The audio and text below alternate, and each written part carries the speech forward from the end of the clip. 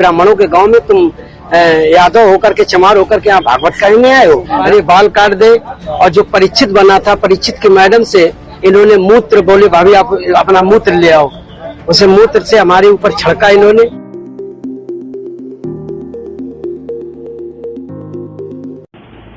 क्या आप सोचते हैं कि जातिवाद अब किताबों में बंद हो चुका है?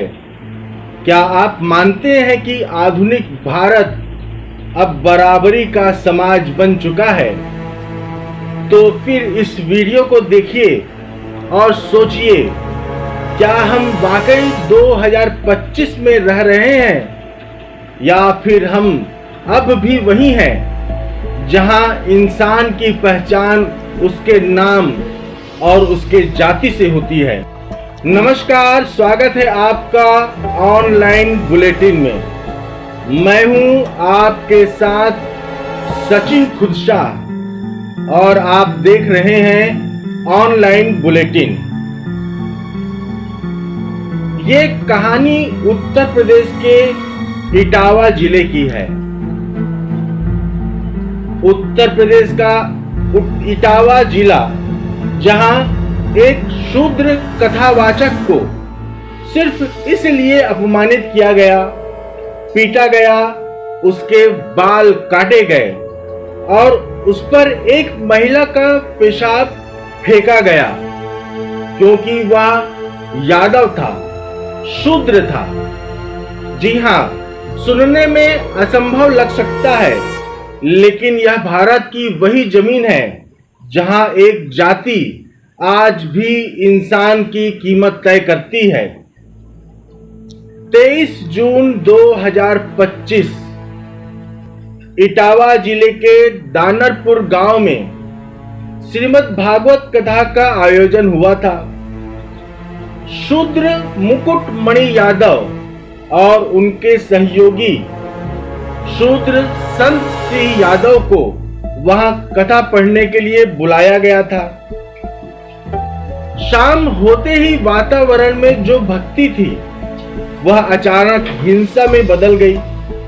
नाम पूछा गया, जाति पूछी गई। जैसे ही उन्होंने यादव कहा, माहौल बदला और फिर शुरू हुआ अत्याचार। शूद्र कथावाचक मुकुटमणि यादव का सिर जबरन मुड़वाया गया,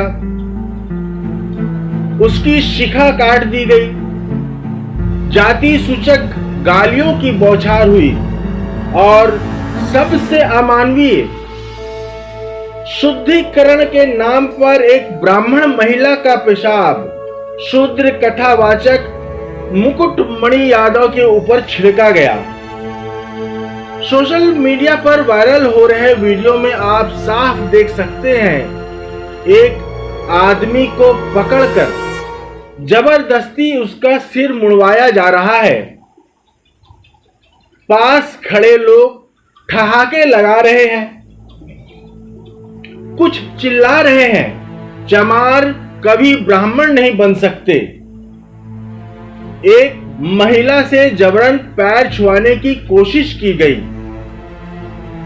और यह सब सिर्फ इसलिए क्योंकि उन्हें लगता है कि भागवत केवल एक जाति का अधिकार है। जाति के नाम पर किया जाने वाला यह अत्याचार यह कोई पहला मामला नहीं है। इसके पूर्व छत्तीसगढ़ में मार्च 2022 में महासमुंद जिले की रहने वाली शूद्र कथावाचिका व महिला साहू समाज की तत्कालीन प्रदेश अध्यक्ष यामिनी साहू को भी शूद्र होने के कारण कथा वाचन किए जाने पर खूब बवाल मचा था।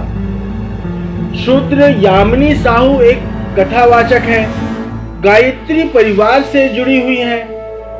शूद्र यामिनी साहू पिछले 10 सालों से कथा कर रही थी। अचानक फोन पर उन्हें धमकियां मिलनी शुरू हो जाती हैं।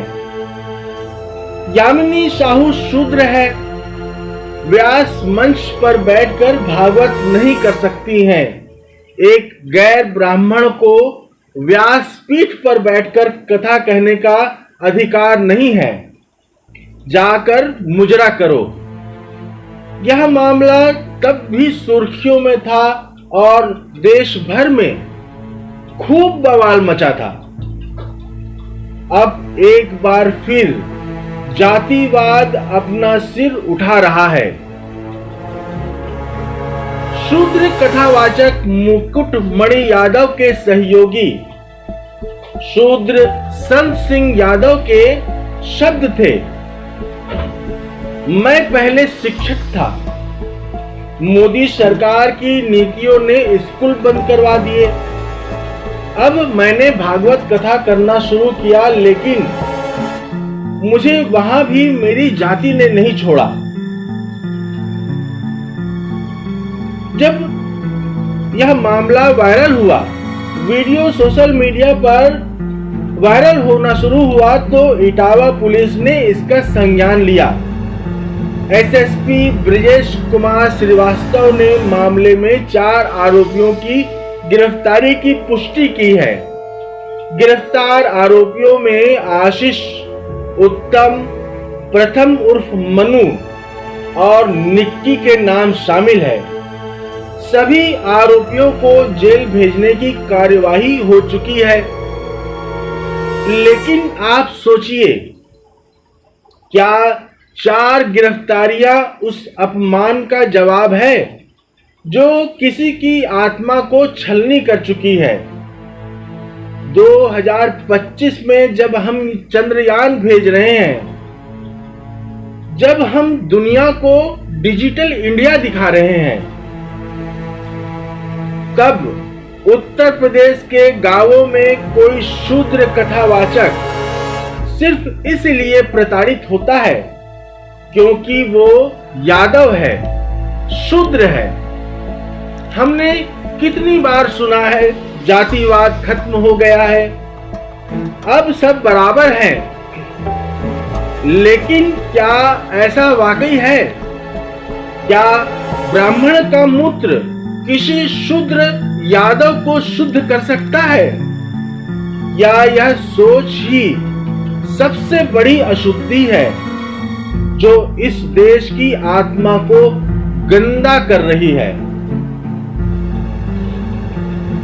और क्या ये सवाल हम सब के लिए नहीं है?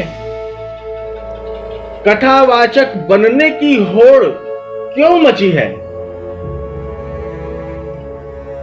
क्यों हर दूसरा बेरोजगार अब बाबा बन रहा है? क्यों इस देश में धर्म एक रोजगार है और ब्राह्मणवाद उसका संरक्षक? यह सिर्फ एक शूद्र कथावाचक की कहानी नहीं है, यह उस पूरे समाज की कहानी है जिसे हर बार उसकी जाति याद दिलाई जाती है। जब कोई अपनी काबिलियत के दम पर आगे बढ़ता है, जातिवाद उसे याद दिलाई दी जाती है। जातिवाद सिर्फ किसी गांव की दीवारों पर लिखा नारा नहीं है, यह अब भी आपके आसपास मौजूद है। व्हाट्सएप पर, ऑफिस में और कभी कभी आपके मंदिर में भी। अगर आप वाकई देश बदलना चाहते हैं तो पहले यह तय कीजिए, क्या आप पहले इंसान हैं या जाति का नाम? माफ कीजिएगा, इस देश में मूत्र फेंकने वालों से ज्यादा मूर्ख बनाने वाले बहुत हैं। अगर आप उनमें से नहीं हैं तो ये वीडियो शेयर कीजिए और सोचिए। हेलो। हाँ हेलो। हेलो, यामिनी साहू जी बोल रहे हैं? हाँ यामिनी साहू जी बोल रही हूँ भैया। आप कौन? मैं पंडित अनुज कुमार शुक्ला बोल रहा हूँ। कहाँ से बोल रहे हैं भैया? मैं रायपुर से बोल रहा हूँ। अच्छा हाँ भैया बताइए। पोस्टर देखा तो आपको फोन किया था। ये क्या है, मतलब कुछ भी धर्म को ऐसा ऐसा कर रहे तुम, ये गलत बात है ना। ब्राह्मण से क्या करेंगे? देखो मैं भी पंडित हूँ, मैं भी वैदिक पंडित हूँ। ये सब चीज बेकार है ना। अभी हमको पता चला, हम ग्रुप में जुड़े हैं तो हमको पता चला तो आपको कॉल किए हैं। अच्छा। और ये सौरभ राजीव वाले, हम उनको भी कॉल करके अभी बात भी करेंगे उनसे। बात कर लेते हैं, अभी भी उनका नंबर है हमारे में सेव है, हमारे पहचान के है वो। बात करेंगे। हमको पता नहीं था कि सौरभ मिश्रा जी आपके परायण करता है। ऐसा है तो ये क्या गायत्री परिवार वाले क्या? कौन? हाँ, मैं गायत्री परिवार वाली हूँ भैया, गायत्री परिवार से जुड़ी हुई हूँ। ये ठीक है। व्यास पीठ की बात अलग होती है। व्यास पीठ में मात्र वेद व्यास जी महाराज भगवान विष्णु के स्वरूप थे, इसलिए वेद व्यास जी महाराज कहलाते हैं। वहाँ सिर्फ ब्राह्मण को बैठने का अधिकार है। यहाँ तक वैष्णव को अधिकार दिया नहीं गया है। फिर तो बहुत दूर की बात है। वैष्णव को नहीं दिया गया। वैष्णव तो व्यक्ति कर्म से भी तो ब्राह्मण बन सकता है ना भैया? कर्म से ब्राह्मण बन सकता है, लेकिन आपकी शादी हो गई है? हाँ जी, शादी हो गई है मेरी। फिर और आप वो नहीं कर सकते, आप कथा ही नहीं कर सकते। स्त्री को एक व्यासपीठ में नहीं बैठा जाता, आपको ही पता है।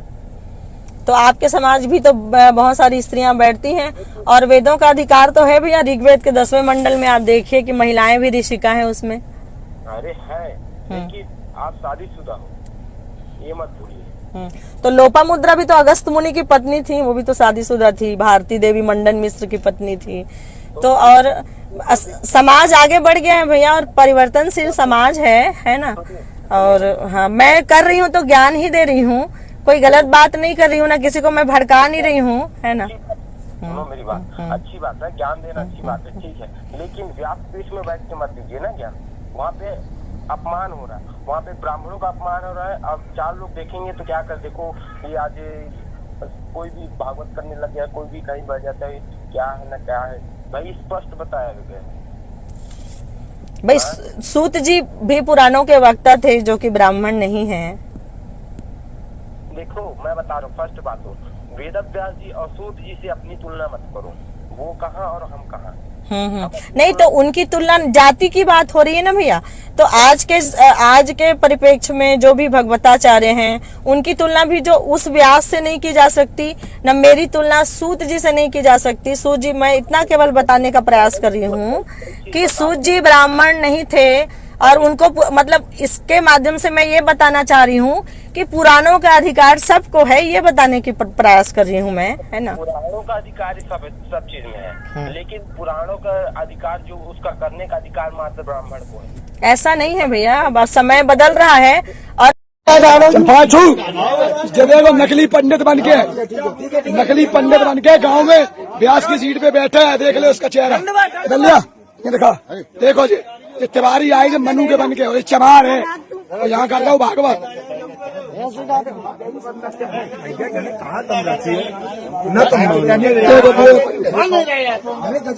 वीडियो करें वायरल। शास्त्री जी हैं हमारे यहाँ के भैया, ठंडा के लिए 1000 रुपया पे है। मैं निकाल जाऊंगा नहीं है उनको रखी।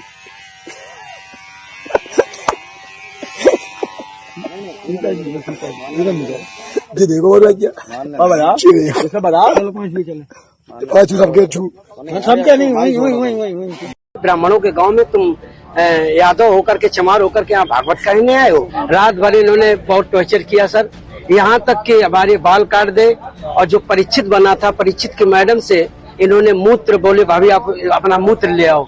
उसे मूत्र से हमारे ऊपर छिड़का इन्होंने। यूपी के इटावा में दबंगों ने एक कथावाचक की चोटी काटी, सिर मुंडवाया, महिला के पैर पर नाक रगड़वाई और हारमोनियम तोड़ दिया। कथावाचक ने बताया कि आरोपियों ने कास्ट को लेकर सवाल किया, फिर बदसलूकी शुरू कर दी। उनके साथी व्यास संत सिंह के साथ भी दबंगों ने मारपीट की। वजह ये थी, हम जाति के यादव हैं और उन्होंने कहा हमें ब्राह्मण वक्ता चाहिए।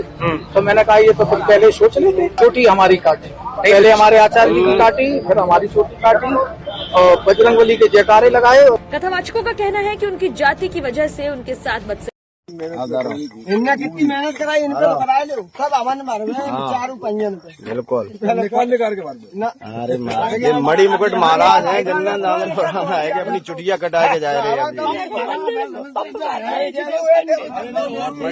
यादव के नाम से तिवारी जी बने घूम रहे थे अग्नोत्री। पता नहीं है कोई जो यादव नहीं है, यादव भी नहीं है। पहचान लो सब उससे जी।